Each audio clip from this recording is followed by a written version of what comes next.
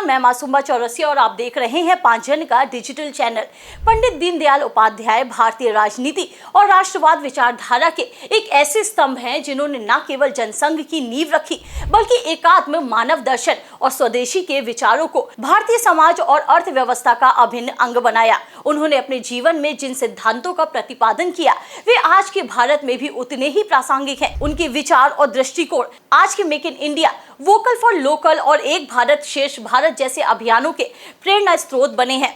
भारतीयता की जड़ों से जुड़ा विचार। पंडित दीनदयाल उपाध्याय स्वदेशी विचारधारा के प्रबल समर्थक थे।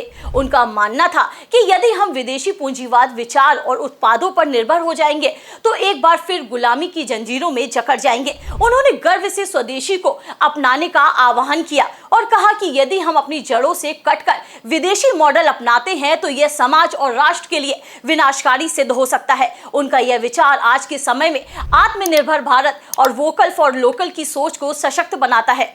एकात्म मानव दर्शन, समग्र विकास की परिकल्पना। दीनदयाल उपाध्याय जी का एकात्म मानव दर्शन केवल अर्थव्यवस्था तक सीमित नहीं था बल्कि यह मानव जीवन के हर पहलू में संतुलन की बात करता है। पश्चिमी देशों के जो कमाएगा वही खाएगा के सिद्धांत का विरोध करते हुए उन्होंने कहा था कि जीवन जीने का अधिकार केवल कमाई पर निर्भर नहीं करता। उन्होंने भारतीय परंपरा में कर्म को धर्म के रूप में देखा, न कि केवल आर्थिक लाभ के रूप में। उनका विचार था कि हर व्यक्ति को उसके जीवन के आधार पर उसकी जरूरतें पूरी की जानी चाहिए, वह कमाए या ना कमाए। स्वावलंबन भारत के विकास की दिशा। पंडित दीनदयाल उपाध्याय जी ने कहा था कि यदि हमें अपनी अर्थव्यवस्था की दिशा बदलनी है तो विकेंद्रीकरण और स्वावलंबन के सिद्धांतों को अपनाना होगा।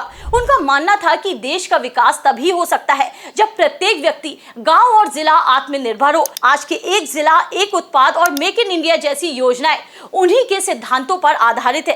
ये योजनाएं स्थानीयता, संस्कृति और संसाधनों का अधिकतम उपयोग करके भारत को आत्मनिर्भर बनाने की दिशा में एक कदम उठा रही है। राजनीतिक जीवन, राष्ट्र सेवा के लिए राजनीति। पंडित दीनदयाल जी उपाध्याय का राजनीतिक जीवन राष्ट्रीय स्वयंसेवक संघ से गहरे रूप से जुड़ा हुआ था। 1951 में डॉक्टर श्यामा प्रसाद मुखर्जी के साथ उन्होंने भारतीय जनसंघ की नींव रखी, जिसका उद्देश्य केवल चुनाव जीतना नहीं था बल्कि समाज की पुनर्रचना करना था। उनका मानना था कि राजनीति का उद्देश्य राष्ट्र को सशक्त बनाना होना चाहिए, न कि केवल सत्ता प्राप्त करना। उन्होंने राष्ट्र की सेवा को सर्वोपरि मानते हुए राजनीति को एक माध्यम के रूप में देखा। नए भारत की यात्रा, भारतीयता के साथ विकास। दीनदयाल उपाध्याय जी के लेख यात्रा से पूर्व में उन्होंने कहा था कि भारत की विकास योजनाएं तभी सफल हो सकती हैं जब वे भारतीय हृदय और आत्मा से जुड़ी हो। उन्होंने कहा था कि योजनाओं में भारतीयता का समावेश होना चाहिए ताकि वे न केवल पाश्चात्य सिद्धांतों पर आधारित हो बल्कि भारत की जनता के लिए भी स्वाभाविक और लाभकारी प्रतीत हो। उन्होंने यह भी कहा कि आत्म विकास और आत्म प्रेरणा ही भारत के संपूर्ण विकास का आधार बन सकती है। विरोधियों की सराहना। पंडित दीनदयाल उपाध्याय के वैचारिक विरोधी प्रोफेसर हीरेन मुखर्जी ने भी उनकी प्रशंसा की थी। उन्होंने कहा था कि श्री उपाध्याय अपने समय के सबसे अद्वितीय व्यक्ति थे, वे अजात शत्रु थे। दीनदयाल जी की सार्वभौमिक स्वीकार्यता इस बात का प्रमाण है कि उनके विचार समाज और राष्ट्र के कल्याण के लिए थे और इसलिए वे समय से परे प्रासंगिक बने हुए हैं। शताब्दी समारोह और भविष्य के लिए प्रेरणा। 2016 में पंडित दीनदयाल उपाध्याय जी का शताब्दी वर्ष प्रधानमंत्री नरेंद्र मोदी की अगुवाई में मनाया गया, जिसमें उनके विचारों और सिद्धांतों को एक बार फिर से जीवंत किया गया।